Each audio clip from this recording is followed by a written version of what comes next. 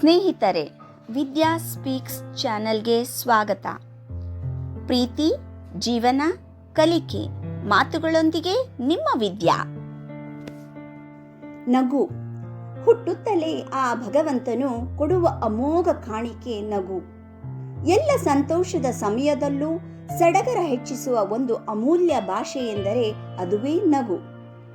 ನಕಾರಾತ್ಮಕತೆಯನ್ನು, ಅಳುವನ್ನು, ನೋವನ್ನು, ಕೋಪ, ಅಸೂಯೆ, ದ್ವೇಷ ಎಲ್ಲವನ್ನೂ ಮರೆಮಾಚಿಸುವ ಶಕ್ತಿ ಆ ಸುಂದರ ಪದ ನಗುವಿಗಿದೆ.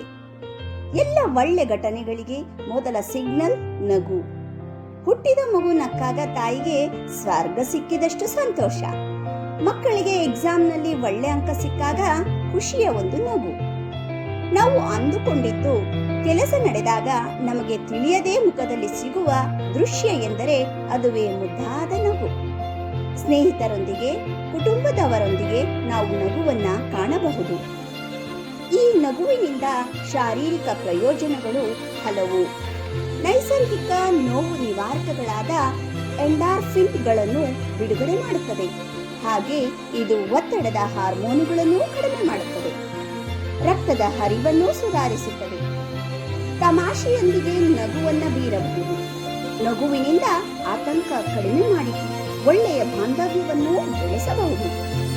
ನಗುವಿನ ವಿರುದ್ಧ ಪದವೇ ಅಳು.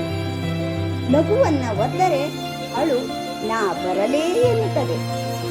ಇತ್ತೀಚಿನ ದಿನಗಳಲ್ಲಿ ಅವರವರ ಕೆಲಸಗಳಲ್ಲಿ ಅತಿಯಾದ ಒತ್ತಡದಿಂದ ನಗುವನ್ನ ಕಾಣದಂತಾಗಿದ್ದಾರೆ. ಹಾಗಾಗಿ ಅವರುಗಳು ಲಾಫಿಂಗ್ ಕ್ಲಬ್, ಲಾಫಿಂಗ್ ಯೋಗ, ನಗೆಹನಿ, ನಗು ಚಿಕಿತ್ಸೆ, ಲಾಫ್ಟರ್ ಥೆರಪಿ ಹೀಗೆ ಹಲವು ನಗೆಕೂಟಗಳಿಗೆ ಹೋಗಿ ನಕ್ಕು ನಲಿದು ಬರುತ್ತಿದ್ದಾರೆ. ಇದು ನಮಗೆ ಅತ್ಯುತ್ತಮ ಔಷಧವಾಗಿದೆ. ನಗು ನಮ್ಮೆಲ್ಲರನ್ನೂ ಒಂದುಗೂಡಿಸುತ್ತದೆ.